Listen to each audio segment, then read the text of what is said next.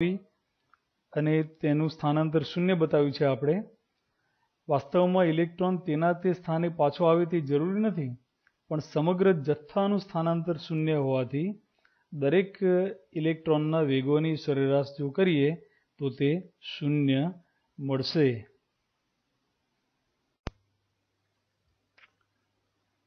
વિદ્યાર્થી મિત્રો, હવે સમજીએ ઇલેક્ટ્રોનની ડ્રિફ્ટ ગતિ। કોને કહીશું આપણે ડ્રિફ્ટ ગતિ?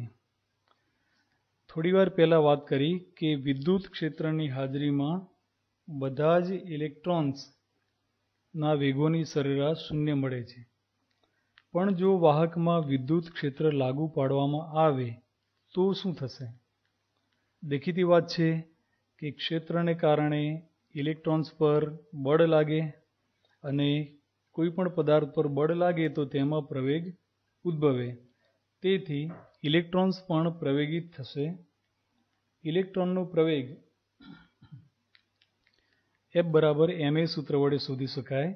ઇલેક્ટ્રોનનો પ્રવેગ A બરાબર F/m, જ્યાં ઇલેક્ટ્રોન્સ પર ક્ષેત્ર વડે લાગતું બળ F બરાબર q/E સૂત્ર મુજબ -E/E જેટલું થશે, અને તેથી ઇલેક્ટ્રોનનો પ્રવેગ -E/E/m સૂત્ર વડે આપી શકાય। તો વિદ્યાર્થી મિત્રો, ક્ષેત્ર લાગુ પાડતા ઇલેક્ટ્રોન પ્રવેગિત થશે। હવે કોઈ ti સમયે કોઈ iમાં કોઈ એક નમૂનારૂપ ઇલેક્ટ્રોન આપણે ધ્યાન પર લઈશું। કોઈ iમાં ઇલેક્ટ્રોનનો અથડામણ પછી ti સમય વીત્યા બાદ વેગ કેટલો હશે? વિદ્યાર્થી મિત્રો, અહીંયા અચળ પ્રવેગી ગતિનું સૂત્ર લાગુ પાડી શકાય। v બરાબર v0 પ્લસ at સૂત્ર તમને યાદ હશે, જ્યાં v0 એટલે પ્રારંભિક વેગ। આ કેસમાં આપણે અથડામણ બાદ ઇલેક્ટ્રોનનો તરત જ જે વેગ હોય તે સ્મોલ vi સદિશ વડે દર્શાવેલો છે, તથા પ્રવેગ -E/E/m ની કિંમત જો મૂકીએ તો અથડામણ પછી ti સમય બાદ કોઈ iમાં ઇલેક્ટ્રોનનો વેગ v બરાબર પ્રારંભિક વેગ vi વત્તા -E/E/m જે પ્રવેગનું મૂલ્ય છે ઇન્ટુ ti સૂત્ર વડે આપી શકાય। આમ ઇલેક્ટ્રોન્સ પ્રવેગને કારણે દરેક અથડામણ પછી ti સમયને અંતે આ સૂત્ર મુજબ વેગ પ્રાપ્ત કરશે। આપણને પ્રશ્ન થાય કે આમાં ડ્રિફ્ટ ગતિ ક્યાં આવી? આકૃતિ જુઓ વિદ્યાર્થી મિત્રો, તેમાં કોઈ એક ઇલેક્ટ્રોનની ગતિ A થી B બિંદુ સુધી દર્શાવેલી છે। ધારો કે શરૂઆતમાં ક્ષેત્ર શૂન્ય હોય।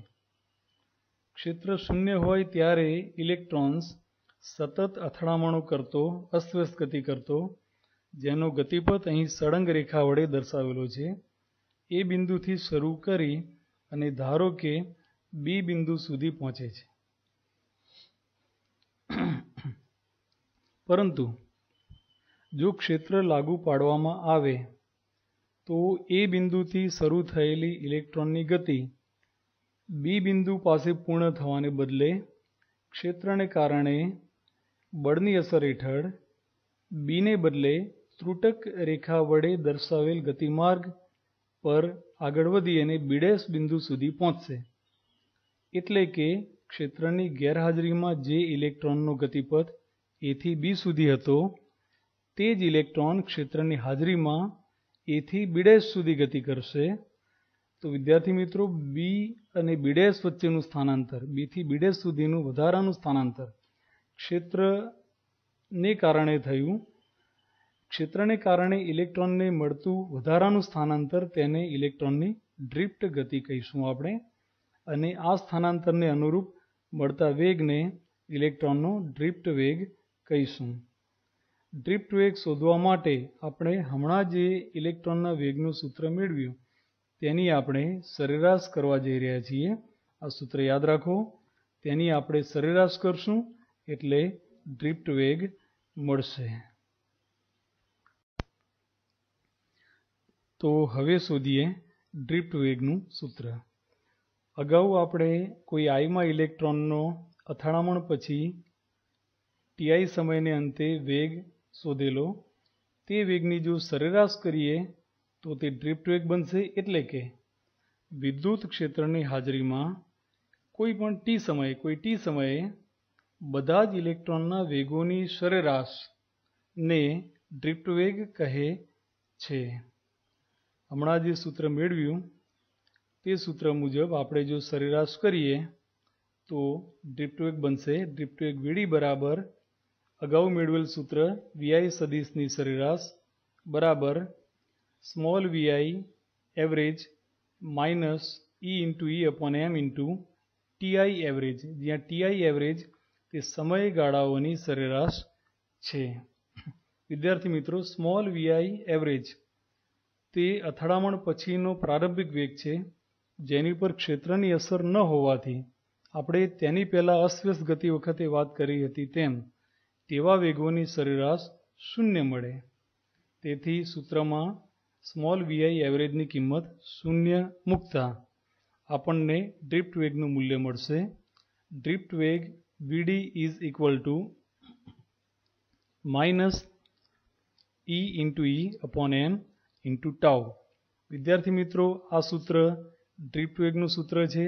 ખૂબ મહત્વનું સૂત્ર છે, જેને તમે યાદ રાખો. હવે પછીના મુદ્દાઓમાં આપણે આ સૂત્રનો ખૂબ વધુ પ્રમાણમાં ઉપયોગ કરવાના છીએ. વળી દાખલાઓમાં પણ ડ્રિફ્ટ વેગ શોધવાનું વારંવાર પૂછાય છે. તેથી ડ્રિફ્ટ વેગનું સૂત્ર તમે યાદ રાખશો. સૂત્રમાં સરેરાશ સમયને આપણે ટાઉ વડે દર્શાવેલો છે. આ ટાઉ સમય તેને રિલેક્સેશન સમય કહે છે.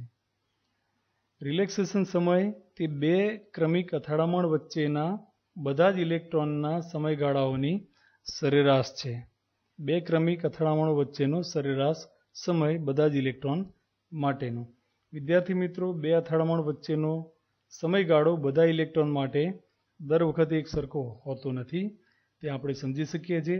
કોઈ ઇલેક્ટ્રોન માટે આ સમય કોઈ એક વખતે ટાઉથી વધારે પણ હોઈ શકે, તો બીજા કોઈ માટે ટાઉથી ઓછો હોઈ શકે.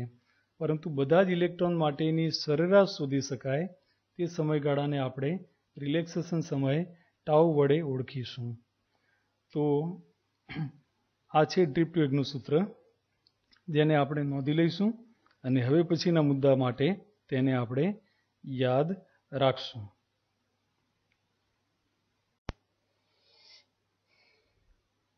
તો વિદ્યાર્થી મિત્રો, આપણે ડ્રિફ્ટ વેગનું સૂત્ર મેળવ્યું.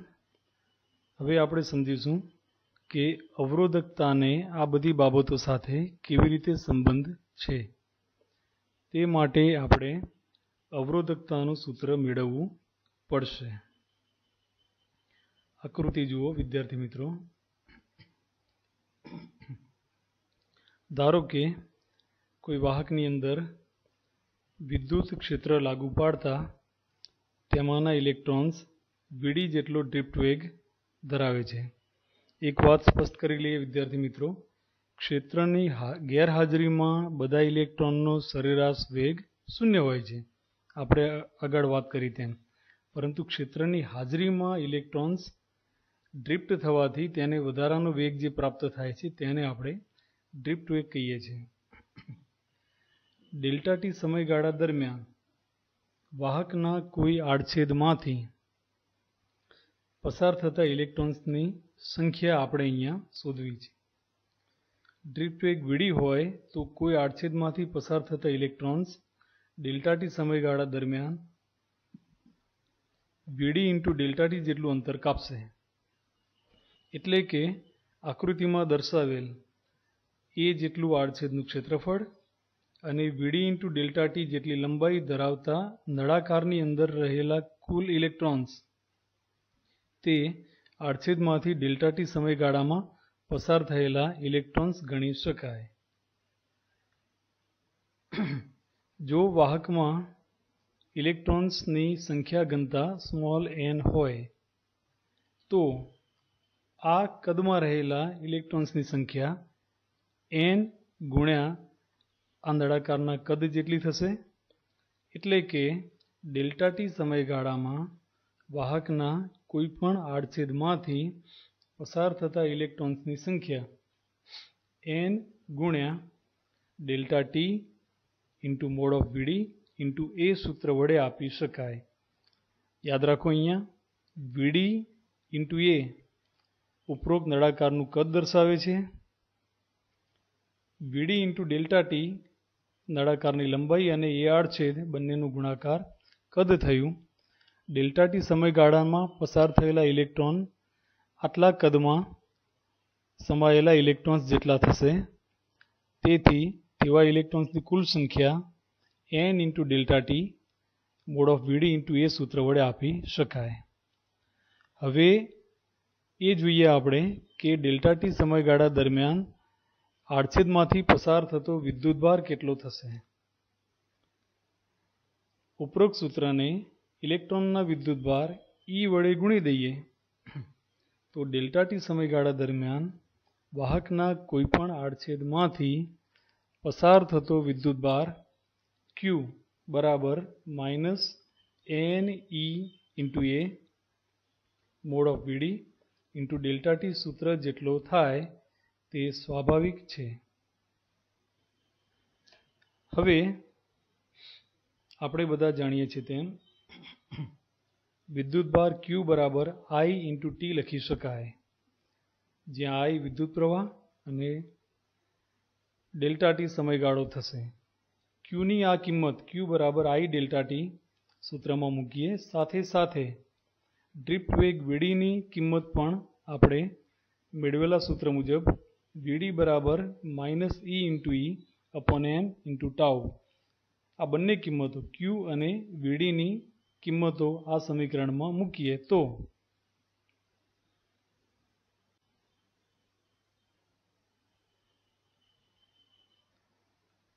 આ મુજબ સૂત્ર મળશે આપણને. ડાબી તરફ Qની કિંમત I ડેલ્ટા ટી બરાબર minus n into E into capital A in the bracket વીડીની કિંમત minus E into E upon M into tau ગુણ્યા ડેલ્ટા ટી, આવું એક સૂત્ર મળશે. વિદ્યાર્થી મિત્રો, બંને તરફ ડેલ્ટા ટી કેન્સલ થશે. ઉપરાંત માઇનસ માઇનસ ચિહ્ન ગુણાકારમાં હોવાથી પ્લસ થઈ જશે. સાદુરૂપ આપતા આડછેદનું ક્ષેત્રફળ A ને જો ડાબી તરફ લઈ જઈએ તો I upon A is equal two plus, અહીંયા પ્લસ લખવું જરૂરી નથી, માત્ર એવું બતાવવા માટે લખેલું છે કે માઇનસ ચિહ્ન હવે પ્લસ થઈ ગયું છે. I upon A is equal two n into E in the bracket E into E upon M into tau લખી શકાય. સાદુરૂપ આપતા સ્મોલ e નો ગુણાકાર E સ્ક્વેર બનશે. ડાબી તરફ વિદ્યુત પ્રવાહ I અને આડછેદના ક્ષેત્રફળ A નો ગુણોત્તર આપણે અગાઉના લેક્ચરમાં વ્યાખ્યાયિત કર્યું હતું તે પ્રમાણે વિદ્યુત પ્રવાહ ઘનતા J વડે દર્શાવી શકાય. તો I અપોન A ની જગ્યાએ જો વિદ્યુત પ્રવાહ ઘનતા J લખવામાં આવે તો સૂત્ર બનશે mode of J is equal two n into E square. E square કેવી રીતે થયો તમને સમજાયું ને? સૂત્ર થયું J is equal two n into E square mode of E into tau upon M. અહીંયા વિદ્યુત પ્રવાહ ઘનતા J તથા વિદ્યુત ક્ષેત્ર E બંને સદિશ રાશિ હોવાથી તથા બંનેની દિશા એક જ હોવાથી આ સૂત્ર સદિશ સ્વરૂપમાં પણ લખી શકાય. સદિશ J is equal two n E square tau upon M into સદિશ E. વિદ્યાર્થી મિત્રો, વિદ્યુત પ્રવાહ ઘનતાનું સૂત્ર આપણે અગાઉ મેળવી ગયા છીએ. J is equal to sigma into E. અગાઉના લેક્ચરમાં આપણે આ સૂત્ર મેળવ્યું હતું. જો વિદ્યુત પ્રવાહ ઘનતાના બંને સૂત્રોને આપણે સરખાવીએ, હમણાં મેળવેલું સૂત્ર તેને J બરાબર સિગ્મા ઇન્ટુ E સાથે સરખાવીએ તો બંનેમાં કેટલો તફાવત છે જુઓ જરા. ડાબી તરફ J અને જમણી તરફ વિદ્યુત ક્ષેત્ર E બંનેમાં કોમન છે. તો આના પરથી આપણે વાહકતા સિગ્માની કિંમત લખી શકીએ. વાહકતા સિગ્મા બરાબર લખી શકાય n × e² tau upon n. બંને સૂત્રોને સરખાવતા આપણને સિગ્મા એટલે કે વાહકતાનું સૂત્ર મળશે n × e² tau upon m. ખાસ નોંધો વિદ્યાર્થી મિત્રો, વાહકતાને રિલેક્સેશન સમય સાથે સંબંધ છે. વાહકતાના વ્યસ્તને અવરોધકતા કહેવાય. તેથી અવરોધકતાનું સૂત્ર બનશે અહીંયા અવરોધકતા ρ = વાહકતાનો વ્યસ્ત એટલે કે m/n² × ટાઉ. વિદ્યાર્થી મિત્રો, ખાસ નોંધો, અવરોધકતા રિલેક્સેશન સમય પર આધાર રાખે છે. અવરોધકતા રિલેક્સેશન સમયના વ્યસ્ત પ્રમાણમાં છે. તેનાથી ઉલટું વાહકતા રિલેક્સેશન સમયના સમપ્રમાણમાં રહેશે. કેમ થાય છે આવું? તો બહુ સ્વાભાવિક બાબત છે કે જો અથડામણોનું પ્રમાણ વધારે હશે તો રિલેક્સેશન સમય ઘટશે. આ અથડામણો તે જ અવરોધકતા માટે જવાબદાર છે. તેથી જો અથડામણો વધુ તો અવરોધ વધુ, અથડામણ વધુ તો રિલેક્સેશન સમય ઓછો. તેથી અવરોધકતા તે રિલેક્સેશન સમયના વ્યસ્ત પ્રમાણમાં થશે, તે સ્વાભાવિક છે. તેનાથી ઉલટું જો અથડામણો ઓછી હોય તો ઇલેક્ટ્રોન્સ વધુ લાંબા પથ પર મુક્ત ગતિ કરી શકે. તેથી અવરોધકતા ઘટે અને વાહકતા વધે. આમ રિલેક્સેશન સમય વધવાથી વાહકતા વધશે. તેથી જ વાહકતા રિલેક્સેશન સમયના સમપ્રમાણમાં છે. આ બંને વાતો આપણે નોંધી લઈશું પરીક્ષામાં MCQમાં. ચલો એમ કહીએ GNET જેવા એક્ઝામમાં આ મુદ્દાઓ પૂછી શકાય.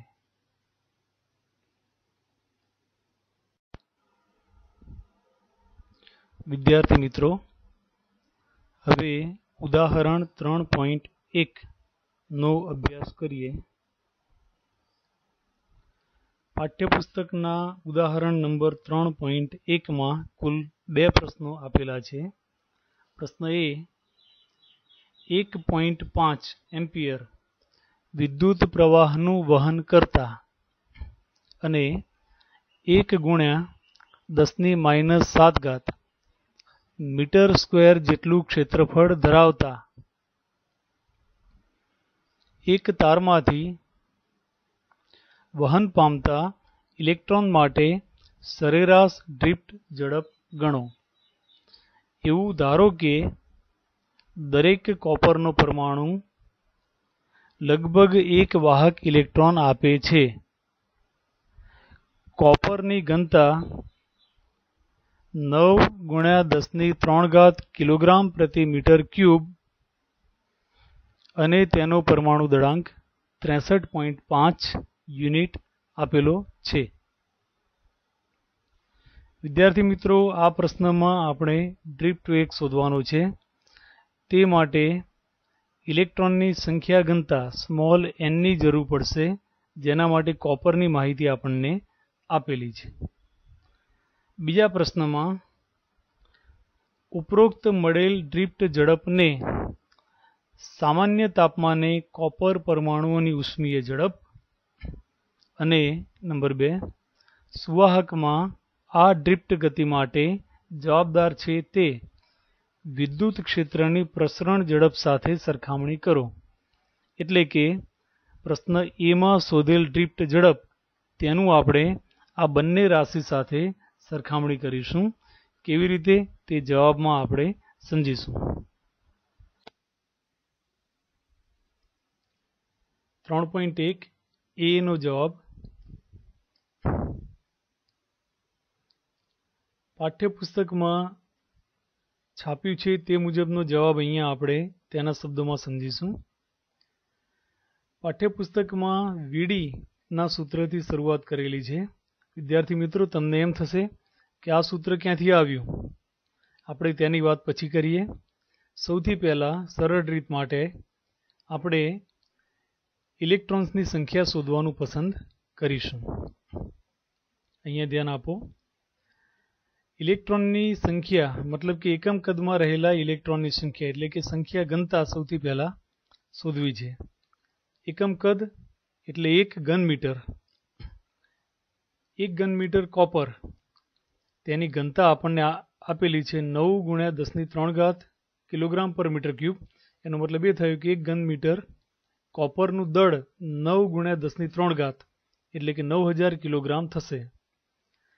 તો કોપરનો અણુભાર પણ અહીંયા આપેલો છે.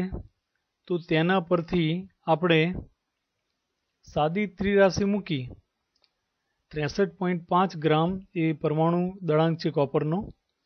મતલબ કે 1 મોલ પરમાણુઓનું દળ થયું. 63.5 ગ્રામ કોપર બરાબર 1 મોલ એટલે કે 6.0 × 1023 કોપરના પરમાણુ થાય.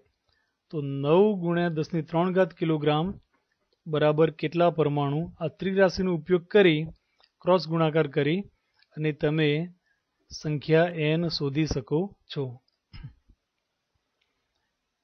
સંખ્યા ઘનતા n શોધ્યા પછી આપણે ડ્રિફ્ટ વેગ વીડીનું સૂત્ર વાપરીશું. આ સૂત્ર ક્યાંથી આવ્યું તે સમજો અહીંયા. વિદ્યાર્થી મિત્રો, જ્યારે આપણે વિદ્યુત પ્રવાહ ઘનતા અને વાહકતા મતલબ કે ડ્રિફ્ટ વેગ વચ્ચેનો સંબંધ શોધેલો ત્યારે J બરાબર NeVd એવું એક સૂત્ર મેં હાઇલાઇટ કરેલું જે તમને યાદ હશે. વિદ્યુત પ્રવાહ ઘનતા J બરાબર I/A બરાબર NeVd. આ સૂત્રમાં VD ને કરતા બનાવશો તો પાઠ્યપુસ્તકમાં ઉપર લખેલ સૂત્ર તમને મળી જશે. તો VD ને કરતા બનાવો તો I/Ne × A સૂત્રની મદદથી આપણે ડ્રિફ્ટ વેગ VD ગણી શકીએ. VD સૂત્ર જે ઉપર લખ્યું છે પાઠ્યપુસ્તકમાં તેમાં આપણે N, E અને A ની કિંમત, વિદ્યુત પ્રવાહ આપેલો છે I, તેની કિંમત મૂકશું તો આપણને ડ્રિફ્ટ વેગ મળશે. ખાસ નોંધો વિદ્યાર્થી મિત્રો અહીંયા કે ડ્રિફ્ટ વેગની કિંમત 1.1 મિલીમીટર પ્રતિ સેકન્ડ પ્રાપ્ત થાય છે. મતલબ કે આ ઝડપ ખૂબ જ ઓછી કહેવાય. 1 સેકન્ડમાં માત્ર 1.1 એટલે કે આશરે 1 મિલીમીટર જેટલું સ્થાનાંતર ઇલેક્ટ્રોન્સ ડ્રિફ્ટને કારણે કરતા હોય છે. બાકી તેમની અસ્તવ્યસ્ત ગતિ સાથે સંકળાયેલ વેગ તેના કરતાં ઘણો વધારે હશે.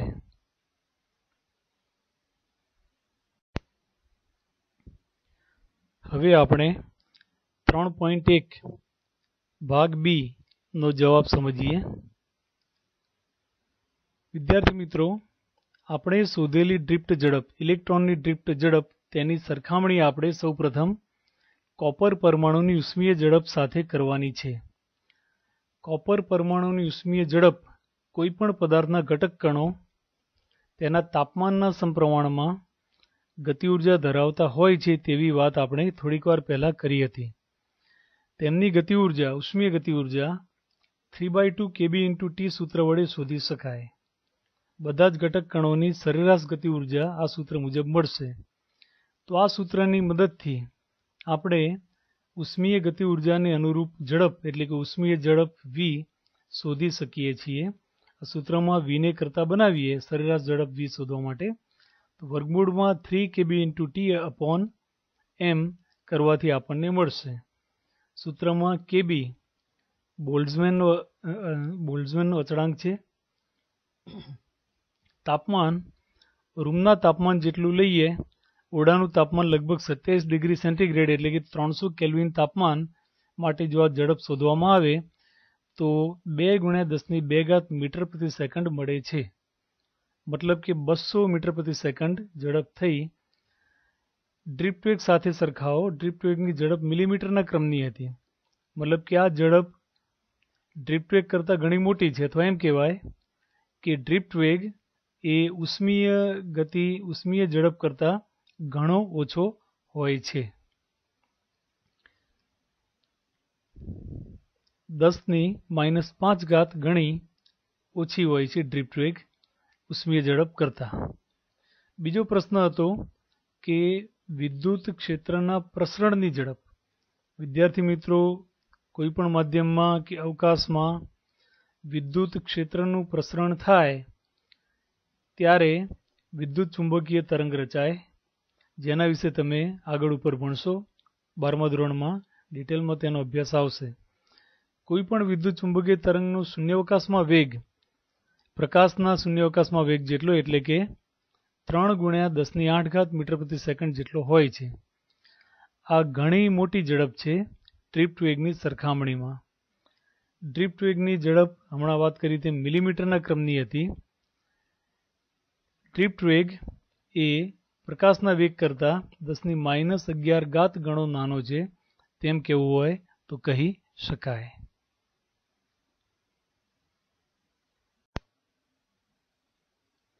ઉદાહરણ 3.2 વિદ્યાર્થી મિત્રો,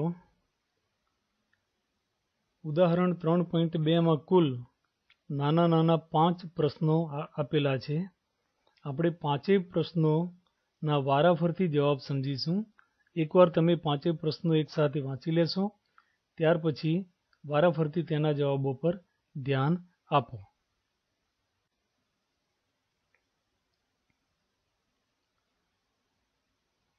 ઉદાહરણ 3.2 માં પહેલો પ્રશ્ન એ. તેમાં એવું લખ્યું છે કે ઇલેક્ટ્રોનની ડ્રિફ્ટ ઝડપ કેટલાક એમ્પિયરના ગાળામાંના પ્રવાહો માટે કેટલાક મિલીમીટર પ્રતિ સેકન્ડ જેટલી હોવાનો અંદાજ કરેલ છે. આપણે 3.1 આનો જવાબ મેળવેલો હતો ડ્રિફ્ટ વેગનો. તમને યાદ હશે 1.1 મિલીમીટર પ્રતિ સેકન્ડ જેટલો ડ્રિફ્ટ વેગ મળ્યો હતો. એટલે કે તે મિલીમીટર પ્રતિ સેકન્ડના ક્રમની છે. તો પરિપથને બંધ કરતા લગભગ એટલે કે ક્લોઝ મતલબ કે બંધ પરિપથ સર્કિટમાં પ્રવાહ શરૂ કરતા તરત જ એટલે કે તત્ક્ષણ પ્રવાહનું નિર્માણ કેવી રીતે થાય છે તેવું અહીંયા પૂછેલું છે. ડ્રિફ્ટ ઝડપ મિલીમીટરના ક્રમની છે તો પછી તત્કાલીન પ્રવાહ કેવી રીતે ઉદ્ભવે છે. વિદ્યાર્થી મિત્રો, આ જવાબ આપણે શાંતિથી સમજીએ. પરિપથમાં તત્ક્ષણ એટલે કે પ્રકાશ જેટલી ઝડપથી વિદ્યુત ક્ષેત્ર પ્રસ્થાપિત થયા બાદ દરેક બિંદુ આગળ ઇલેક્ટ્રોન ડ્રિફ્ટ ક્ષેત્રની અસર હેઠળ ગતિ પ્રાપ્ત કરે છે. પ્રવાહ પ્રસ્થાપિત થવાની પ્રક્રિયા માટે ઇલેક્ટ્રોનને વાહકના એક છેડાથી બીજા છેડા સુધી પહોંચવાની જરૂર પડતી નથી. આપણે એમ સમજીએ કે બેટરી સાથે જોડ્યા બાદ બેટરીમાંથી નીકળી ઇલેક્ટ્રોન વાહકમાંથી પસાર થઈ અને એક છેડેથી બીજા છેડે પહોંચતો હશે તેવું નથી હોતું. વિદ્યાર્થી મિત્રો, સમગ્ર વાહક ઇલેક્ટ્રોનથી ભરેલો છે અને ક્ષેત્ર લાગુ પાડતાની સાથે જ બધા જ ઇલેક્ટ્રોન એકસાથે ગતિમાં આવે છે. આ વાત સમજવા માટે એક નાનકડું એનિમેશન અહીંયા જુઓ. અહીંયા એક ઇલેક્ટ્રોન તમને ડાબી તરફ આન્સરમાં ડાબી તરફ મેં ગોઠવેલો છે. આની જ વાત સમજી લો. અને તેમાં એક ઇલેક્ટ્રોન ડાબી તરફ છે. ક્ષેત્ર લાગુ પાડતા આ ઇલેક્ટ્રોન ડાબેથી જમણે ગતિ કરતો બતાવ્યો છે મેં. એકચ્યુઅલી આવું થતું નથી. વાહકની અંદર પુષ્કળ ઇલેક્ટ્રોન્સ હોય છે. સંપૂર્ણ વાહક ઇલેક્ટ્રોનથી ભરેલો હોય છે. તેમ સમજાવવા માટે મેં કેટલાક નમૂનારૂપ ઇલેક્ટ્રોન અહીંયા બતાવેલા છે. હવે જેવું ક્ષેત્ર લાગુ પડશે તેવા બધા જ ઇલેક્ટ્રોન ડ્રિફ્ટ વેગ સાથે ક્ષેત્રની વિરુદ્ધ દિશામાં ગતિ કરશે અને તેને કારણે પ્રવાહ રચાશે. અહીંયા મેં ગતિપથ સુરેખ બતાવેલા છે પણ વાસ્તવમાં તેવું હોતું નથી. વિદ્યાર્થી મિત્રો, ખાસ ધ્યાન રાખજો, કોઈ ગેરસમજ થાય નહીં. ઇલેક્ટ્રોન અસ્તવ્યસ્ત ગતિ કરે છે જેનો વેગ ખરેખર વધારે હોય છે. સાથે સાથે ક્ષેત્રની અસર હેઠળ થોડુંક ડ્રિફ્ટ અનુભવતા હોય છે. સમગ્ર વાહક ઇલેક્ટ્રોનથી ભરેલો હોવાથી પ્રવાહનું નિર્માણ થવામાં વધારે સમય લાગતો નથી. દાખલા તરીકે એક પાણીની પાઇપ જો આખી ખાલી હોય અને તેના એક છેડેથી નળ દ્વારા પાણી દાખલ કરવામાં આવે તો બીજા છેડે પહોંચતા વાર લાગે તે સ્વાભાવિક છે.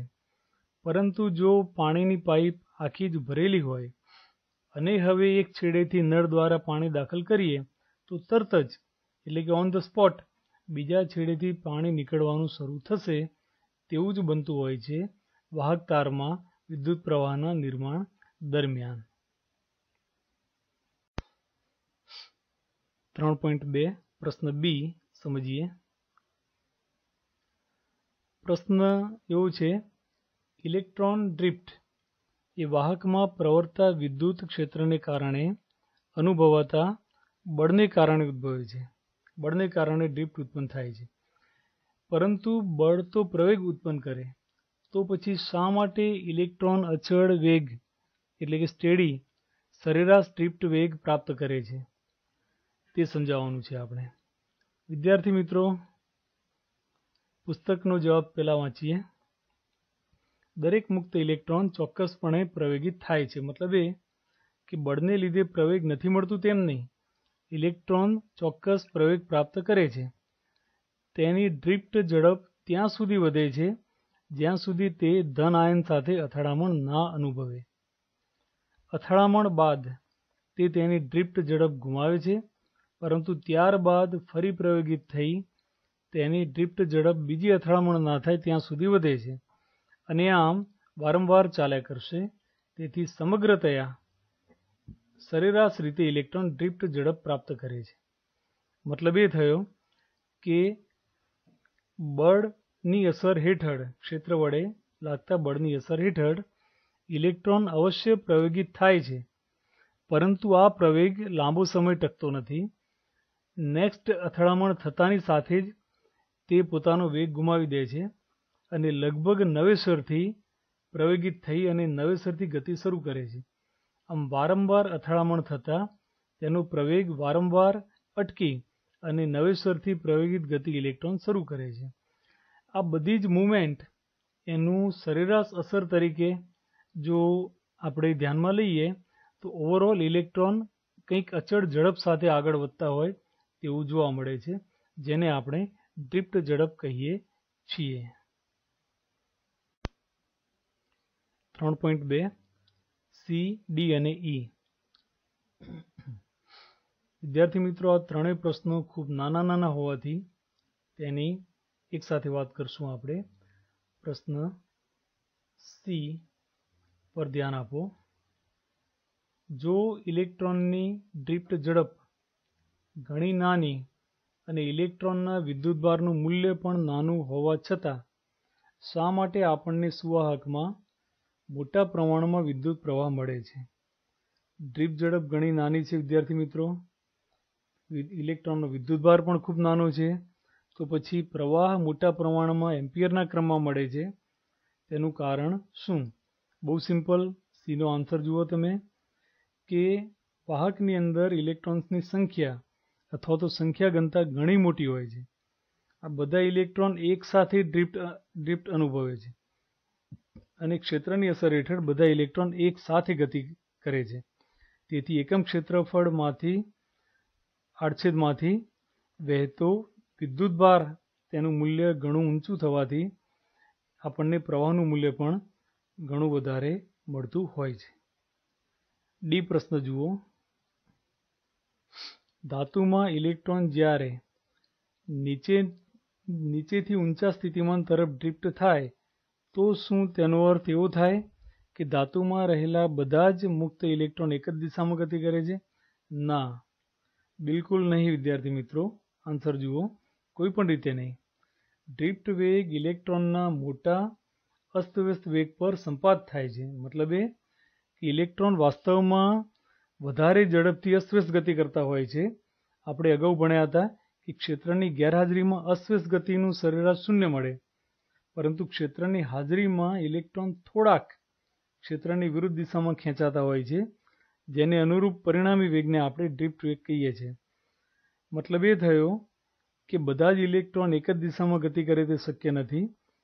ઇલેક્ટ્રોન આપણને અસ્તવ્યસ્ત ગતિ કરતા જ દેખાશે, પરંતુ અસ્તવ્યસ્ત ગતિની સાથે સાથે થોડુંક સ્થાનાંતર ક્ષેત્રની વિરુદ્ધ દિશામાં થતું હોય છે.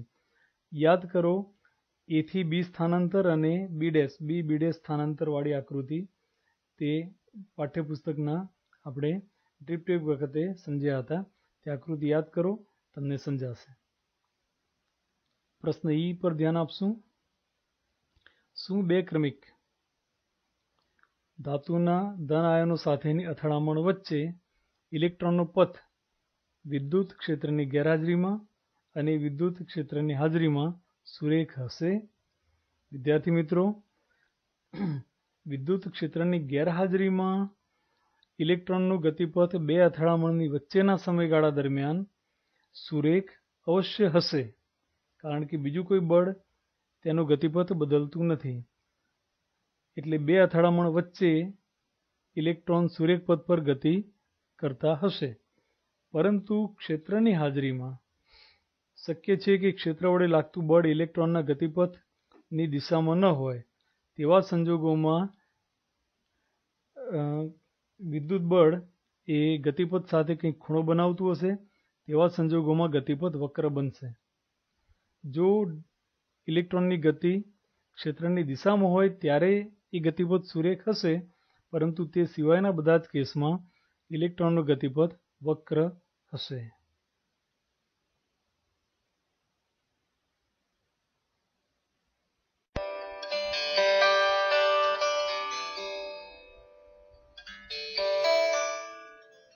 પ્રશ્નો નોંધી લેશો વિદ્યાર્થી મિત્રો. પ્રશ્ન 1. ઇલેક્ટ્રોન માટે ડ્રિફ્ટ ગતિ સમજાવો અને ડ્રિફ્ટ વેગનું સૂત્ર મેળવો. 2 માર્કમાં પૂછી શકાય. પ્રશ્ન નંબર 2. દ્રવ્યની અવરોધકતાનું સૂત્ર ડ્રિફ્ટ વેગના પદમાં શોધો. એટલે કે J બરાબર NE/VD સૂત્ર સાબિત કરો, તથા રિલેક્સેશન સમયના પદમાં અવરોધકતાનું સૂત્ર એટલે કે ρ m/n² મેળવો. પ્રશ્ન 3. ઉદાહરણ નંબર 3 નો ભાગ A 3 માર્કમાં પૂછી શકાય. તેને ખાસ તૈયાર કરી લેશો.